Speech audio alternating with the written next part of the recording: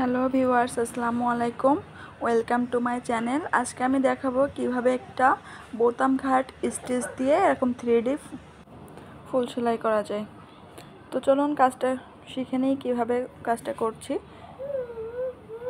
প্রথমে আমি এখানে একটা সার্কেল ড্রয়িং করে নিচ্ছি। এই সার্কেল অনুযায়ী আমি কাজটা করব। এখানে আমি যে পেনটা ব্যবহার করেছি সেটা হচ্ছে জেল পেন। আপনারা চাইলে এখানে পেন্সিল বা অন্যান্য কলমও ব্যবহার করতে পারেন। এই জেল পেনটি আপনারা যে কোনো লাইব্রেরিতে 20 টাকা 25 টাকা দামে পেয়ে যাবেন।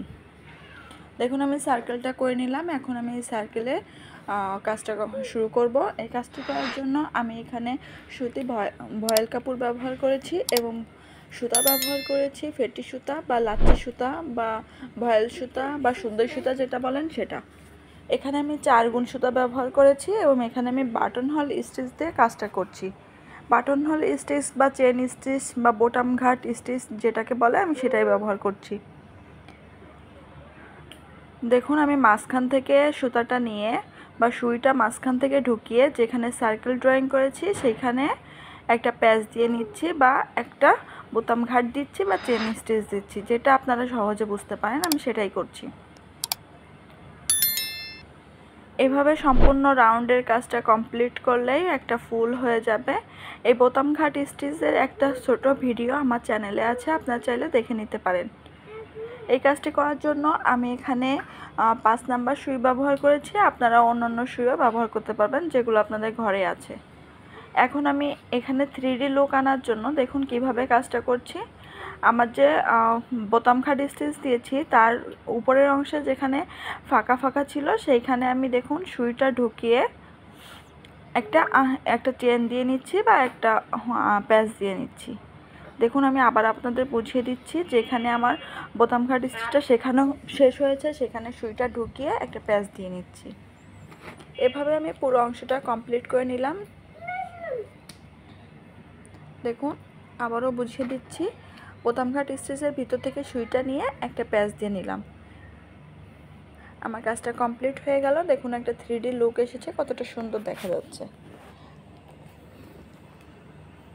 কাজটি যদি ভালো লেগে থাকে তাহলে অবশ্যই আমার চ্যানেলটি সাবস্ক্রাইব করবেন, আমার পাশে থাকবেন, তাহলে নতুন নতুন সকল ভিডিও আপনারা পেয়ে যাবেন। দেখুন আমি ভিতরে একটা পুঁতি বসিয়ে নিয়েছি, আপনারা চাইলে অংশটা ফাঁকাও রাখতে পারেন। এখন আমি এখানে পাতার কাজ বা ডাল ফোরের কাজ করব। পাতার কাজ করার জন্য আমি প্রথমে একটা ডাল এঁকে নিলাম, তারপর 2টা পাতা এঁকে নিচ্ছি। এখানে আমি সেম কলম ব্যবহার করেছি, আপনারা চাইলে এখানে অন্য জেল পেনও ব্যবহার করতে পারেন বা কালার রং পেন্সিলও ব্যবহার করতে পারেন। এখন আমি এখানে ডাল স্টিচ ব্যবহার করছি। ডাল স্টিচ কীভাবে করতে হয় তার ভিডিও আমার চ্যানেলে আছে, তারপরেও আপনারা একটু আমার কাজের দিকে লক্ষ্য করলেই বুঝতে পারবেন আমি কিভাবে কাজটা করেছি। ডাল ফোরটা কমপ্লিট করার পর আমি এখানে পাতার কাজ করছি। পাতার কাজ করার জন্য আমি সেম সুতা নিয়েছি। এখানে আমি 2 গুণ বা 2 তার সুতি ভয়েল সুতা বা লাচ্ছি সুতা বা ফেটি সুতা বা সুন্দর সুতা যেটা বলে সেটা ব্যবহার করছি। এখানে আমি সবুজ কালার বা পাতা কালারের সুতা ব্যবহার করছি। এই কাজটি আমি করছি খেজুর পাতা ভরাট বা মাছ কাটা ভরাট বা ফিশবন স্টিচ যেটা বলে সেটা দিয়ে। এই ফিশবন স্টিচের কাজটা খুব সহজ আর খুব সহজে পাতা বা ফুল ভরাট করা যায়, খুব সহজ হয়, তাড়াতাড়ি কাজটা হয়। এজন্য এই কাজটা আমার খুব ভালো লাগে, আশা করি আপনাদেরও ভালো লাগবে। দেখুন আমি সেম নিয়মে পরবর্তী পাতাটাও কমপ্লিট করে নিচ্ছি। কাজটি যদি ভালো লেগে থাকে তাহলে অবশ্যই লাইক কমেন্ট শেয়ার করবেন, আমার পাশে থাকবেন, তাহলে নতুন নতুন আরও অনেক ভিডিও পাবেন। এই কাজটা আপনারা ছোট বাচ্চাদের যে কোনো ফ্রকে, জামার ভিতর, নিমা, কামিজ, ফতুয়া, ওড়নার ভিতরেও করতে পারবেন। Thanks for watching. আল্লাহ হাফেজ, বাই বাই।